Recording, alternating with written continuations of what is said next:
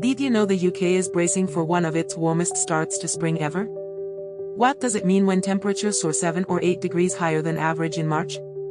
As southern winds bring warmth to the region, is this a glimpse into a climate tipping point? Stay tuned. As the United Kingdom prepares to welcome the astronomical spring, a notable shift in weather patterns is anticipated, with temperatures soaring to levels not typically seen during this time of year. In the north, cities like Edinburgh and Belfast are expected to experience temperatures of 10 degrees Celsius and 13 degrees Celsius, respectively. Meanwhile, central and southern England, particularly West Wales, may bask in even warmer conditions, contingent upon cloud cover. This forecast, which predicts a peak temperature of around 18 degrees Celsius on the first day of spring, starkly contrasts with the historical averages for this period, which are typically 7 to 8 degrees cooler. Such a significant deviation raises questions about the underlying causes of these climatic changes. Are we witnessing the early effects of climate change, or is this merely a temporary anomaly? The Met Office's meteorologist, Becky Mitchell, remarked, "The spring equinox will coincide with some nice warm weather, definitely feeling spring-like." Yet, this optimistic outlook is tempered by the reality that Thursday may not be the hottest day of the year, as the record so far was set on the 9th of March, when Crosby reached a remarkable 19.7 degrees Celsius. This pattern recalls the historical context of climate fluctuations, where the elite often benefit from favorable weather conditions while marginalized communities bear the brunt of adverse effects. As the week unfolds, the initial frosty nights will give way to average daytime highs, with Monday expected to be fairly cloudy. However, a transition to sunnier skies is anticipated, particularly on Tuesday. By Wednesday, the northern regions will enjoy mainly fine weather, while the southern half may face some cloud cover and a slight chance of showers.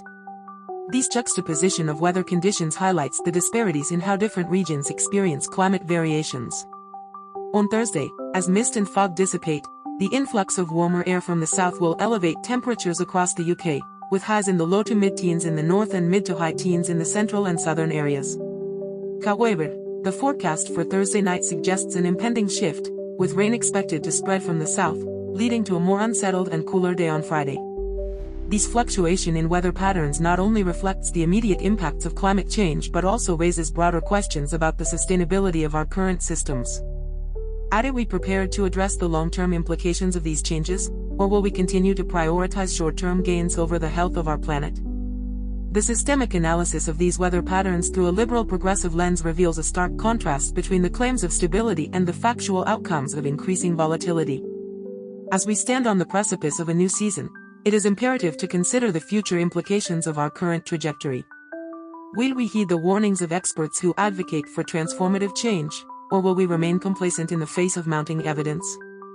The time for action is now, as the consequences of inaction will disproportionately affect those already marginalized in our society. In this context, the warm start to spring serves as both a welcome change and a stark reminder of the urgent need for a more equitable and just approach to environmental stewardship.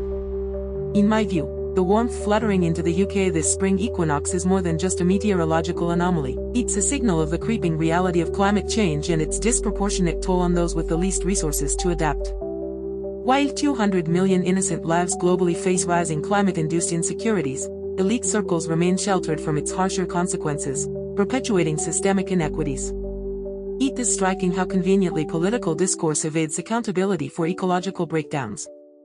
As we bask in these unseasonably warm temperatures, can we also afford to ignore the question, who truly profits from the worsening imbalance in our planet's ecosystems? Suscríbete y dale like para mantenerte informado.